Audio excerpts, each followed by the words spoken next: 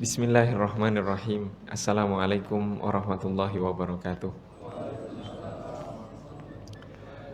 Alhamdulillahirabbil alamin. Nahmadullaha hamdan syakirin, hamdan na'imin, hamdan yuafi ni'amahu wa yukafi mazidah. Ya Rabbana lakal hamdu kama yanbaghi li jalali wajhikal karimi wa azimi sultanik. Asyhadu an la ilaha illallah wa asyhadu anna sayyidana Muhammadar Rasulullah. Allahumma salli ala sayyidina Muhammadin abdika wa rasulikan nabiyil ummi wa ala alihi wa sahbihi wa sallim. Amma ba'du. Jamaah sidang salat subuh yang dirahmati oleh Allah Subhanahu wa taala. Sebelum kita melanjutkan kajian kita tentang wasiat siddiq ya, mari kita sama-sama membaca Al-Fatihah untuk sahibul wasiyah yaitu Sayyid Muhammad bin Siddiq Al-Ghumari, dan juga yang menjelaskan wasiat ini Sayyid Abdul Aziz bin Muhammad bin Siddiq Al-Ghumari, dan juga untuk seluruh para guru kita, orang tua kita, dan juga untuk kita semuanya, dan kita khususkan juga untuk Ustadz Ma'mun. Semoga Allah Subhanahu wa taala segera memulihkan beliau dan mengangkat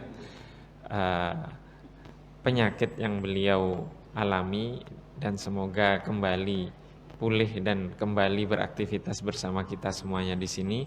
Ala hadhihi niyya wa bi kulli niyatin salihah wa ila hadratin nabiyil mustafa sallallahu alaihi wa alihi wasallam. Al-Fatihah. A'udzu billahi minasyaitonir rajim. Bismillahirrahmanirrahim. Alhamdulillahirabbil alamin arrahmanir rahim maliki yaumiddin. Iyyaka na'budu wa iyyaka nasta'in ihdinas siratal mustaqim siratal ladzina an'amta 'alaihim ghairil maghdubi 'alaihim waladdallin. Amin.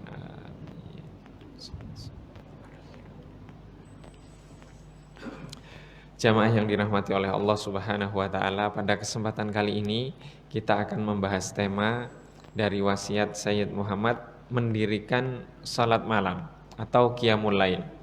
Syekh Muhammad bin Siddiq Al-Ghumari berkata, "Tawilal qiyami, aku pun berwasiat agar memanjangkan salat malam." Kemudian Sayyid Abdul Aziz berkata, yaitu semestinya seorang murid memanjangkan sholat malamnya, sebab itu merupakan perilaku orang-orang soleh dan syiar orang-orang yang bertakwa, serta sifat mereka yang takut dan penuh harap kepada Allah Subhanahu wa ta'ala. Sebagaimana Allah Subhanahu wa ta'ala berfirman, "Tatajafa junubuhum 'anil madaji'i yad'una rabbahum khaufan wa tama'an wa mimma razaqnahum yunfiqun. Fala ta'lamu nafsum ma ukhfiya lahum min qurrati a'yunin jazaa'an bima kanu ya'malun." Lambung mereka jauh dari tempat tidurnya, dan mereka selalu berdoa kepada Rabb-nya dengan penuh rasa takut dan harap, serta mereka menafkahkan apa-apa rezeki yang kami berikan. Tak seorang pun mengetahui berbagai nikmat yang menanti, yang indah dipandang sebagai balasan bagi mereka atas apa yang mereka kerjakan. Al-Quran Surat Sajdah ayat 16 dan 17. Dalam sebuah riwayat Rasulullah SAW bersabda, "Alaikum biqiyamil laili fa innahu da'bus salihina qablakum wa qurbatun ila rabbikum wa mukaffiratun lisayyiati wa manhatun anil ithmi." Hendaklah kalian rajin bangun malam, bertahajud, sebab hal itu telah menjadi kebiasaan orang saleh sebelummu, dan yang menyebabkan engkau dekat dengan Rabb-mu, yaitu juga dihapuskannya dosa-dosa kalian sekaligus penangkal segala penyakit yang berasal dari tubuh. Hadis riwayat Imam At-Tirmidzi, Al-Imam Ibnu Khuzaimah, Al-Imam Hakim, sesuai dengan syarat Imam Al-Bukhari dari Abu Umamah. Maka dari itu ibadah salat yang paling utama setelah salat fardu adalah salat malam. Sebagaimana sabda Rasulullah sallallahu alaihi wasallam, "Afdhalus siyami ba'da Ramadan syahrullahil muharram." Sebaik-baiknya puasa setelah puasa Ramadan adalah puasa di bulan Muharram, bulan ini. Wa afdhalus salati ba'dal faridati salatul laili, dan sebaik-baik salat setelah salat yang fardu adalah salat malam. Dan keadaan terdekat seorang hamba dengan Allah Subhanahu wa taala adalah saat tengah malam. Sebagaimana riwayat dari Amr bin Abasah bahwa dia mendengar Rasulullah sallallahu alaihi wasallam bersabda, "Aqrabu ma yakunu rabbu minal abdi fi jawfil laili." Fa in istata'ta an takuna mimman yadhkurullaha ta'ala fi tilka sa'ati fakun.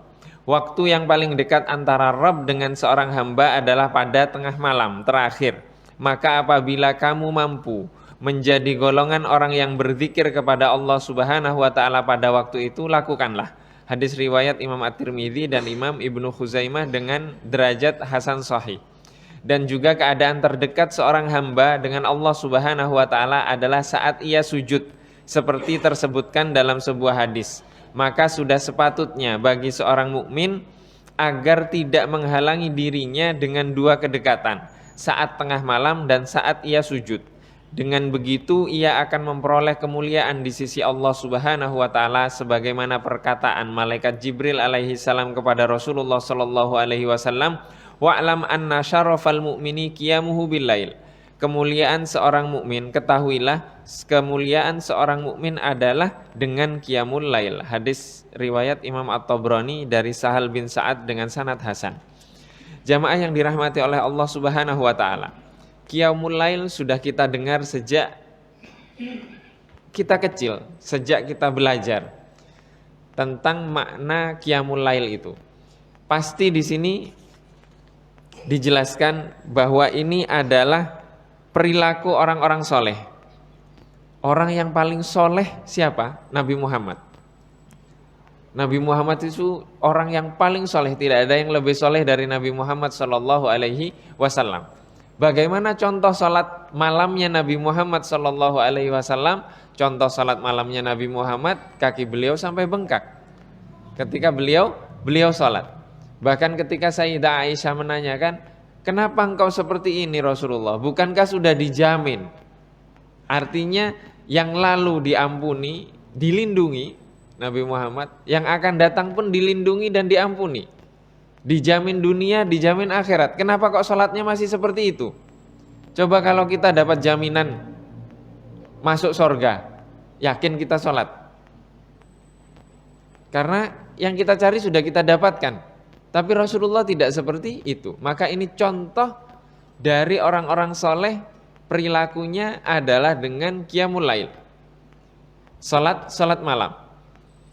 Rasulullah Shallallahu Alaihi Wasallam ketika diperintahkan untuk mencari bantuan ke Taif, kemudian diusir, dilempari, jalan kembali itu Rasulullah pernah beliau salat malam di bawah pohon korma. Ketika beliau salat malam itu, setan-setan yang di langit itu mendapatkan bocoran kalau ada wahyu turun.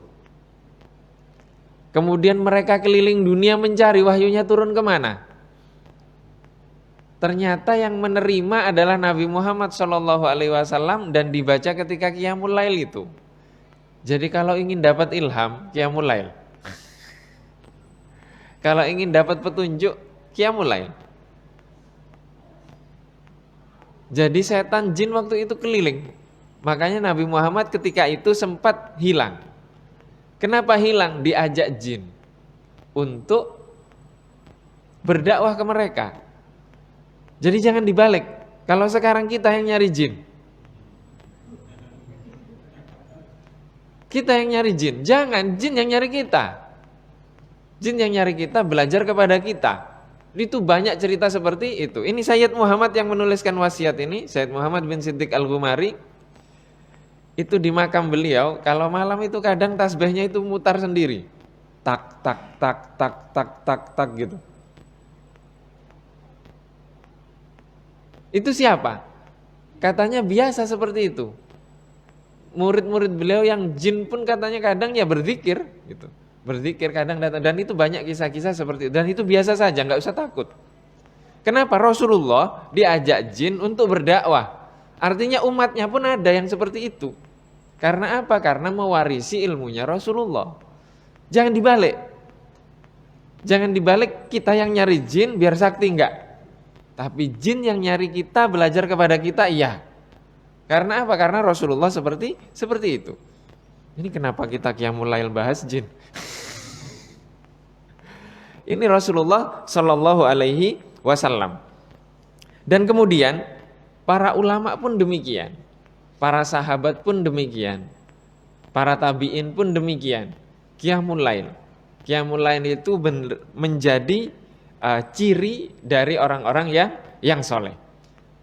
Kalau tidak punya kemampuan untuk qiyamul lail, minimal ini sunnahnya Rasulullah. Sunnah itu dilakukan sekali saja sudah jadi ahlu sunnah. Masa ya kita tahajud cuma sekali? Kan tidak. Oh sudahlah, saya sudah pernah tahajud kok sekali. Kapan? Waktu pesantren Ramadan. Wah, pesantrennya cuma Ramadan lagi. Jadi ini adalah ciri dari syiar dari orang-orang yang soleh dan beriman kepada Allah Subhanahu wa ta'ala. Dan kemudian di dalam hadis dijelaskan di sini bahwa apa? Kebiasaan orang soleh itu qiyamul lail. Dan sebaik-baik sholat setelah sholat fardu adalah sholat malam. Kemudian setelah itu keadaan hamba. Di sini Sayyid Abdul Aziz menjelaskan tentang ada dua kedekatan ketika seorang hamba melakukan sholat malam. Kedekatan tersebut apa? Kedekatan tersebut adalah Allah itu paling dekat dengan hamba sepertiga terakhir malam. Bagaimana menghitungnya? Menghitungnya sejak adzan maghrib sampai adzan subuh dibagi 3. Sepertiga yang terakhir itu namanya sepertiga malam. Dihitung dari maghrib, adzan maghrib. Jadi adzan maghrib jam 6, adzan subuh jam 5 kurang seperempat. Nah itu dibagi 3. Sepertiga yang terakhir itulah sepertiga malam. Dan itu waktu yang paling dekat dengan Allah Subhanahu wa ta'ala. Di dalam sebuah hadis Rasulullah juga menyampaikan bahwa ada waktu yang Allah juga dekat dengan kita. Kapan? Ketika sujud. Jadi kalau sujudnya tengah malam, kedekatannya berapa kali? 2 kali. Kedekatan ketika sujud dan kedekatan tengah malam. HP yang kita gunakan, kalau kita biasanya datang ke gunung, datang kemana, ke tempat-tempat terpencil, itu kalau siang hari nggak ada sinyal. Kenapa kalau tengah malam itu ada sinyal? Artinya bersih itu, udara itu bersih, jernih tengah malam itu. Karena apa? Mayoritasnya tidur, tidak beraktivitas, sedangkan ada 1-2 orang yang beraktivitas. Coba dihitung tengah malam yang tahajud berapa orang? Yang tahu kan Allah. Masa yang gak ada 1 juta yang tahajud? Ada mungkin. Di seluruh dunia 1 juta kita kelihatan gak kelihatan.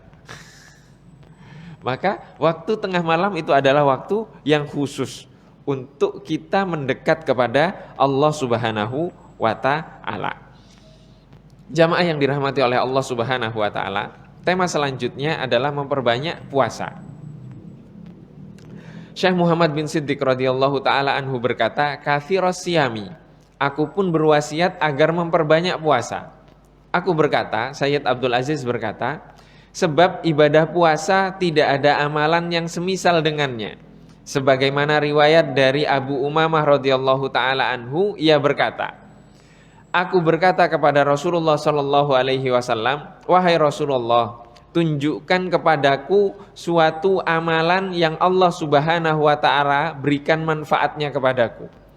Rasulullah menjawab, hendaklah kamu berpuasa. Tidak ada amalan yang semisal dengan puasa. Aku berkata, wahai Rasulullah, tunjukkan padaku suatu amalan. Rasulullah menjawab, hendaklah kamu berpuasa. Tidak ada amalan yang semisal dengan itu. Aku berkata, wahai Rasulullah, tunjukkan kepadaku suatu amalan. Beliau menjawab, hendaklah kamu berpuasa, tidak ada amalan yang semisal dengan itu. Hal tersebut diulang hingga 3 kali. Hadis riwayat Imam An-Nasai dan Imam Ibnu Khuzaimah dalam kitab sahihnya. Dan sejak saat itu tidak didapati asap makanan dalam rumah Abu Umamah, kecuali jika kehadiran seorang tamu. Dalam hadis yang panjang Rasulullah SAW bersabda, puasa adalah untuk Allah. Dan tidak ada yang tahu ganjaran pengamalnya kecuali Allah Subhanahu wa ta'ala. Hadis riwayat Ibnu Hibban dan Ibnu Umar secara marfu. Terkait hal di atas, Rasulullah SAW bersabda, puasa adalah perisai dan benteng yang dapat melindungi dari neraka. Hadis riwayat Imam Ahmad dari Sayyidina Abu Hurairah. Rasulullah Shallallahu Alaihi Wasallam yang diberi keistimewaan dan kekhususan oleh Allah Subhanahu Wa Taala, diampuni dosanya yang lalu dan yang akan datang, senantiasa memperbanyak puasa. Sebagaimana dalam sebuah riwayat dikatakan Rasulullah Shallallahu Alaihi Wasallam berpuasa terus menerus. Dikatakan beliau tidak berbuka. Hadis riwayat Imam An-Nasai dari Usamah bin Zaid radhiyallahu taala anhu. Dalam riwayat lain disebutkan Rasulullah Shallallahu Alaihi Wasallam berpuasa dan tidak nampak berbuka, hingga kami mengatakan tidak terlihat pada diri Rasulullah Shallallahu Alaihi Wasallam berbuka. Hadis riwayat Imam Ahmad dan Imam At-Tabrani dari Sayyidina Anas. Jamaah yang dirahmati oleh Allah Subhanahu Wa Taala. Di hadis yang pertama, yaitu ketika Abu Umamah radhiyallahu taala anhu bertanya kepada Rasulullah tentang keutamaan amal perbuatan. Rasulullah menunjukkan, mengarahkan, membimbing agar berpuasa, dan itu diulang sampai 3 kali. Mungkin tidak Rasulullah Shallallahu Alaihi Wasallam mengulang 3 kali jika perkara tersebut tidak penting, tidak mungkin. Karena Rasulullah memiliki mukjizat namanya Jawami'ul Kalim. Jawami'ul Kalim itu beliau menyampaikan ringkas, padat, singkat, tapi luas maknanya. Maka kita menemukan hadis-hadis Rasulullah itu tidak panjang-panjang, kecuali bentuknya cerita. Kenapa? Karena padat. Isi pembicaraan Rasulullah itu padat dan penuh makna. Maka ketika diulang 3 kali, hal ini penting sekali, yaitu puasa. Karena Abu Umamah faham, sejak detik itu di rumah Abu Umamah itu dapurnya tidak pernah ngebul, tidak pernah masak. Kenapa tidak pernah masak? Karena puasa. Jika kita mencari riwayat-riwayat lain, maka kita menemukan Rasulullah Shallallahu Alaihi Wasallam ketika ditanya apa amal perbuatan yang paling baik, jawaban Rasulullah beraneka ragam. Kadang sholat tepat waktu, kadang menjawab birrul walidain, kadang menjawab jihad fisabilillah. Tapi yang ini tentang puasa. Kenapa Rasulullah berbeda-berbeda jawabannya, beragam jawabannya, tergantung kebutuhan orang yang bertanya. Bisa jadi Rasulullah mengatakan birrul walidain, berbakti kepada orang tua, yang bertanya sedang ada masalah dengan orang tuanya. Nah sekarang di sini diulang sampai 3 kali tentang puasa. Artinya puasa itu penting sekali bagi seorang mukmin, bagi seorang muslim, sehingga Abu Umamah tidak pernah masak di siang hari setelah mendengarkan hadis ini. Kecuali kalau ada tamu.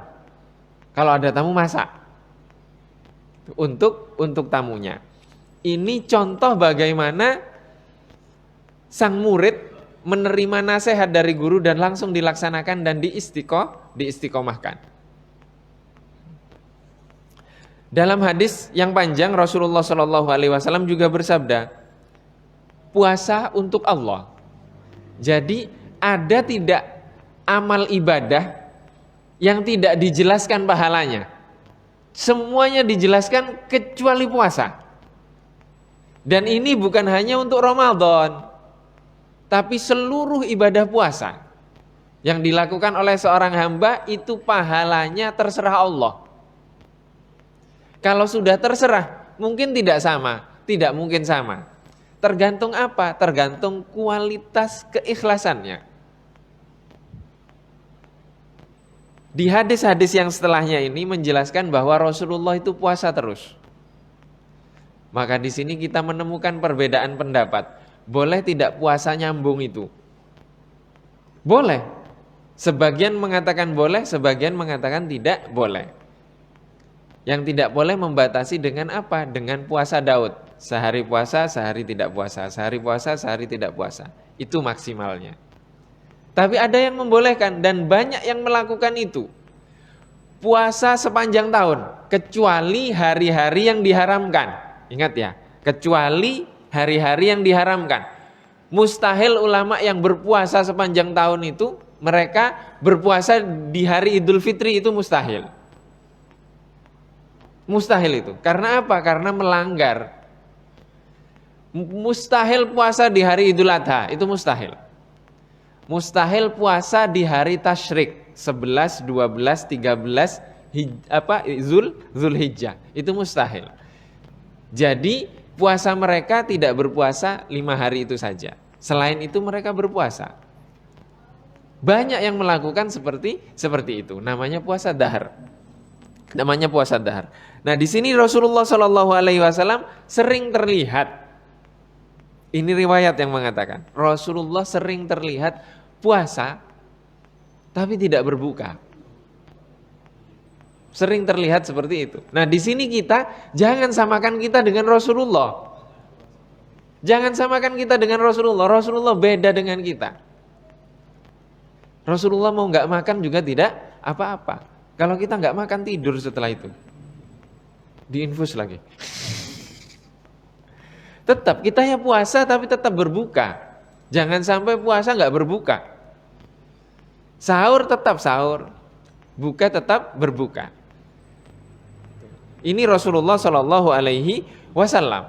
Bahkan Rasulullah Shallallahu Alaihi Wasallam ketika beliau pulang ke rumah di pagi hari, beliau bertanya kepada sang istri atau kepada Sayyidah Aisyah, Aisyah ada makanan atau tidak? Sayyidah Aisyah menjawab, tidak ada Rasulullah. Rasulullah mengatakan, kalau tidak ada berarti saya puasa. Lah di sini bukan berarti adzan subuh Rasulullah minum dulu, terus pagi-pagi nanya ada makanan apa enggak. Artinya sebelumnya Rasulullah belum makan, belum minum. Jadi kalau puasa sunnah itu boleh seperti itu. Karena tidak ada makanan, kita belum makan, belum minum, ya sudahlah saya puasa hari ini, itu boleh. Puasa sunnah. Contohnya siapa? Rasulullah tadi. Nanya kepada Sayyidah Aisyah tidak ada makanan, Rasulullah mengatakan berarti hari ini saya puasa. Kalau kita nanya ke istri, terus kemudian istri kita jawab nggak ada makanan pak.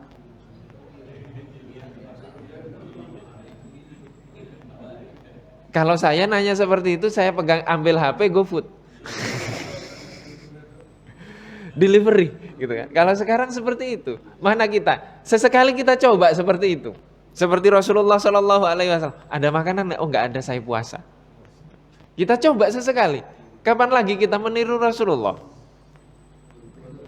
Kapan lagi kita sekalipun sekali, 2 kali kita coba seperti itu. Ini contoh dari Rasulullah Shallallahu Alaihi Wasallam.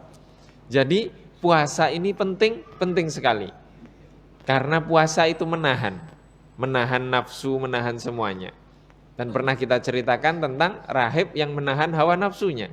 Nah, puasa inilah satu-satunya cara umat Islam yang disyariatkan untuk menahan hawa nafsu. Dan itu akan mengangkat apa? Mengangkat derajat orang tersebut, mengangkat kejernihan hati orang tersebut. Kemudian tema yang terakhir yaitu khusyuk dalam sholat. Syekh Muhammad bin Siddiq radhiyallahu taala anhu berkata, "Tusalli rahbatan." Aku pun berwasiat agar sholat dengan penuh rasa takut.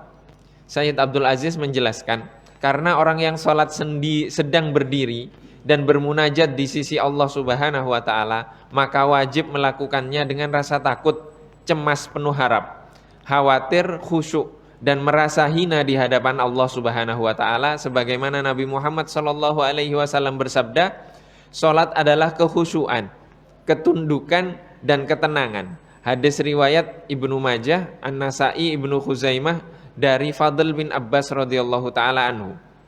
Dalam hadis lain disebutkan, dan engkau khusyuk, barang siapa tidak melakukannya maka salatnya kurang atau kurang sempurna. Hadis riwayat Abu Daud dan Ibnu Majah. Maka dari itu ulama berkata, salat tidak lain adalah berdirinya seorang hamba di hadapan Allah Subhanahu wa taala dengan penuh ketundukan, kekhusyuan, kehinaan dan ketenangan. Maka barang siapa yang bisa merasakan keagungan, kebesaran dan kemahaperkasaan Allah Subhanahu wa taala dalam salatnya, lalu bisa melihat kehinaan dan ketidakberdayaan dirinya di hadapannya, maka akan lahir dalam dirinya dua hal, rasa takut dan pengagungan, serta khusyuk yang sempurna. Maka ketika dalam keadaan sholat seperti ini, ia berada di puncak rasa takut, puncak penuh harap, puncak kekhawatiran, dan puncak rasa tenang. Karena ia berada pada tingkat orang yang menyembah Allah Subhanahu wa ta'ala seakan-akan ia melihatnya. Dan dalam rangka menjadikan sholat sebagai wujud rasa takut, rasa cemas, penuh harap, khawatir, khusyuk, merasa hina, tunduk di hadapan Allah Subhanahu wa ta'ala yang maha memiliki keagungan, kebesaran dan kemahaperkasaan, Rasulullah Shallallahu alaihi wasallam melarang orang yang salat melakukan hal-hal yang menghilangkan kekhusyuan dan perasaan-perasaan tersebut, seperti mengangkat pandangan mata dan mengalihkannya dari tempat sujud, menoleh, mengusap tongkat, merapikan rambut, menggerak-gerakkan anggota tubuh tanpa uzur, dan lain sebagainya. Sebab hal seperti itu bisa menghilangkan sikap khusyuk, tenang, rasa takut, khawatir baik lahir maupun batin. Maka dari itu Rasulullah Shallallahu alaihi wasallam mensyariatkan agar meletakkan tangan kanan di atas tangan kiri dalam sholat dan memberitahukan bahwa hal tersebut merupakan laku sunnah para nabi sebelum beliau. Sebab hal tersebut juga merupakan bagian dari sifat merasa hina, takut dan khusyuk. Banyak orang yang bodoh dan keliru dengan mengikuti sesuatu yang tidak menjadi kesunahan, seperti hal di atas. Ia mengira bahwa di akhir hayat Rasulullah Shallallahu alaihi wasallam melepaskan, meluruskan tangannya dalam sholat. Ini merupakan perkara yang tidak memiliki dasar sama sekali dan tidak ditemukan pada kitab-kitab hadis yang menjadi pegangan. Maka wajib untuk mengingatkan hal ini agar seorang mukmin tidak keluar dari kesunahan dalam sholatnya. Dan Rasulullah Shallallahu alaihi wasallam bersabda, "Sholatlah sebagaimana kalian melihat sholatku." Jamaah yang dirahmati oleh Allah Subhanahu wa ta'ala, Sholat ini charger. HP kalau sudah sampai ke 30%, 20% itu harus dicas. Kalau di bawah itu biasanya ngecasnya lama. Sekalipun itu HP tersebut fast charging. Kalau sudah di bawah 15% itu sulit, lama pasti ngecasnya. Itu HP. Buatan manusia. Bagaimana dengan kita? Kita ini butuh dicas. Maka Allah Subhanahu wa ta'ala mensyariatkan salat 5 waktu. Ketika salat 5 waktu seperti siapa salat kita? Rasulullah mengatakan, "Shollu kama ra'aitumuni usolli." Salatlah kalian sebagaimana kalian melihat aku salat. Kita pernah melihat Rasulullah salat? Tidak pernah. Sudah pernah dicari di YouTube Rasulullah salat? Tidak ada. Siapa yang melihat Rasulullah sholat? Sahabat. Sahabat itu melihat, kemudian diceritakan. Maka hadis itu cerita. Hadis itu cerita. Jadi misalkan di hadis kita, haddatsana fulan, telah menceritakan kepadaku fulan. Telah menceritakan kepadaku fulan. Ada begitu kan silsilah sanadnya? Menceritakan, bukan membaca. Sekarang kita banyak salah. Baru baca satu hadis seolah-olah dia sudah melihat Rasulullah. Dari mana dia tahu Rasulullah salatnya seperti itu? Tidak ada, kecuali diajarkan. Diajarkan. Hadis itu periwayatan, cerita. Sahabat cerita ke muridnya, aku melihat Rasulullah begini, begitu kan? Melihat saja, ngomong saja atau dipraktekkan? Dipraktekkan. Maka sholat seperti Rasulullah itu praktek. Praktek dulu kepada siapa? Kepada guru. Guru ini belajarnya dari siapa? Dari sebelumnya, prakteknya seperti itu. Maka kita menemukan sekarang sholat kita ini baru baca 1, 2 hadis. Kemudian dia merasa sudah seperti Rasulullah. Akhirnya kemudian melihat tata cara orang lain sholat, dia salahkan. Kok gitu sih? Enggak seperti Rasulullah ini. Padahal dia sudah takbir. Ini khusyuk atau enggak khusyuk? Ini enggak khusyuk. Gimana mau menghadap kepada Allah? Bagaimana sholat kita agar takut dalam sholat itu kepada Allah, merasa hina kepada Allah, merasa hina ya? Bukan merasa paling benar sholatnya, merasa paling benar tata caranya. Kalau sudah seperti itu levelnya para ulama. Seperti siapa? Sayyid Abdul Aziz. Di sini beliau menjelaskan apa? Bahwa melepaskan tangan ketika takbir, Allahu Akbar, begini. Ini mazhab Maliki seperti ini. Dan beliau Maliki. Beliau mengatakan itu salah, tidak ada tuntunannya dalam hadis. Kenapa? Karena beliau sudah meneliti hadis banyak sekali. Sayyid Abdul Aziz ini. Beliau mengatakan itu tidak ada tuntunannya. Artinya apa? Beliau mengajarkan kepada kita objektivitas dalam menuntut ilmu. Saya Maliki dasarnya, kata beliau. Tapi untuk hal ini saya tidak ikut. Kenapa? Tidak ada tuntunannya. Kalau beliau saya percaya, beliau ngomong, oh ini tidak ada tuntunannya seperti ini, saya percaya. Tapi kalau kita sesama kita, kenapa kok begitu? Mana lutut yang nyampe dulu ke lantai ketika sujud atau tangan? Sudah di urusan begitu saja sudah bid'ah-bid'ahan. Kunut tidak kunut, apa urusannya? Sama-sama ada riwayatnya. Yang kita permasalahkan satu, ketika kita menilai sholat orang lain, kita khusyuk atau enggak? Kalau enggak artinya melanggar Rasulullah, melanggar tuntunan Rasulullah Shallallahu Alaihi Wasallam. Maka di sini diperintahkan oleh Rasulullah sholat itu khusyuk. Bisa tidak khusyuk kalau tidak sesuai dengan tuntunan Rasulullah? Tidak bisa. Maka kita harus belajar. Agar apa? Agar mengerti. Sehingga tidak banyak bertengkar, tidak banyak berselisih paham tentang tata cara sholat. Mending kita ikuti saja yang kita fahami, yang kita yakini. Sudah, urusan orang lain silahkan yang lain. Kecuali saya ngimami sholat subuh di sini, saya buat jadi 4 rakaat. Nah itu baru protes. Kalau perlu dilempari batu nggak apa-apa. Kenapa? Karena sesat. Mana ada sholat subuh 4 rakaat. Kalau masih 2 rakaat, tata caranya sama, menghadap kiblat, nggak menghadap ke timur, atau menghadap ke utara, ke selatan, ya sudah selesai. Yang dibaca Al-Fatihah bukan terjemahannya, atau pakai bahasa-bahasa yang lain, itu sesat yang seperti itu. Tapi kalau masih sama, cuma bedanya apa? Bismillahnya, Bismillah, Alhamdulillah, itu masih sama-sama baca Bismillah, cuma satunya nggak kedengeran, satunya terdengar. Sah tidak? Sah dua-duanya. Sholat subuh, kunut tidak kunut, sholat di tempat yang kunut, dia nggak mau kunut. Dia belum baca hadis Rasulullah yang mengatakan ju'ilal imamu liyu'tamma bihi. Dijadikan imam itu untuk diikuti. Lah terus kamu jadi makmum ngapain? Mending jadi imam kalau kayak gitu. Mending jadi imam. Imamnya kunut, ya sudah kunut. Terus imamnya kunut, diem aja gitu terus ngapain? Melamun. Kebalikan dari ini, banyak jamaah Indonesia umroh, haji, sholat di Masjidil Haram, di sana nggak kunut, sholat subuh lagi. Kenapa? Belum kunut katanya. Ya sudah, imam itu yang nggak kunut, ya sudah kita nggak usah kunut. Atau mau doa nambahin doa karena doa imamnya panjang, sudah doa kunut, nggak sampai selesai nggak apa-apa, langsung tutup.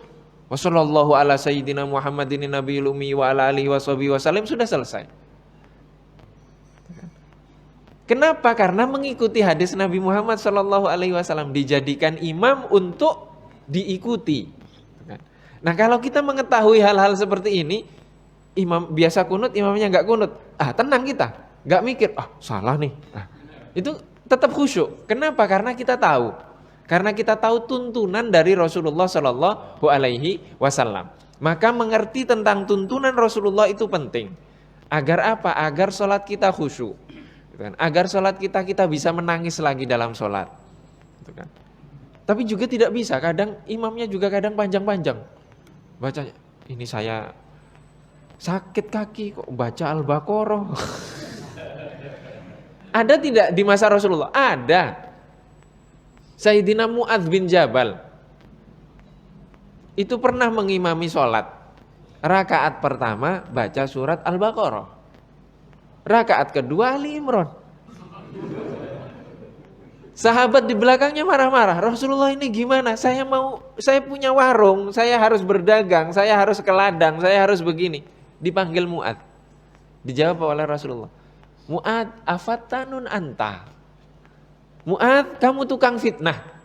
Coba sekarang, ada orang sholatnya panjang, kamu tukang fitnah ya? Oh, kita yang diserang. Padahal memang benar. Jangan panjang-panjang. Kalau mau panjang-panjang sholat tahajud tadi itu. Sholat sendiri, tahajud, bacalah itu Al-Quran 30 juz, gak apa-apa. Kenapa? Karena banyak orang yang memiliki hajatnya berbeda-beda. Ini mentang-mentang saya imamnya gitu kan. Setelah jadi imam dapat amplop kan begitu. Wah, saya panjangkan ini gitu. Enggak tahu di belakangnya banyak orang yang punya hajat. Itu juga pengaruh gitu kan. Jadi imam dan makmum itu saling mempengaruhi. Coba imam dan makmum sudah satu hati. Imamnya tahu isi hati makmumnya gitu kan. Oh, ini sujudnya jangan lama-lama nih gitu kan. Kenapa? Sudah ada berdeham di belakang. Itu ada doa deham dalam sholat. Artinya sudah enggak khusyuk. Artinya imamnya khusyuk, makmumnya khusyuk kan enak. Gitu kan. Dan ini tentang tata cara. Jadi tata cara mengikuti tuntunan Rasulullah itu mempengaruhi kekhusyukan seorang hamba dalam sholatnya. Nah, ketika sholat itu sudah selesai, maka insya Allah urusan yang lain Allah mudahkan. Dan semoga Allah Subhanahu Wa Taala menganugerahkan kepada kita kekhusyuan di dalam sholat kita, dan kemudian menganugerahkan kepada kita keistiqomahan untuk mengikuti Rasulullah Shallallahu Alaihi Wasallam zahiran wa batina. Allahumma amin. Ini saja yang dapat kita kaji pada kesempatan kali ini. Jika mungkin ada yang ingin ditanyakan, dipersilahkan.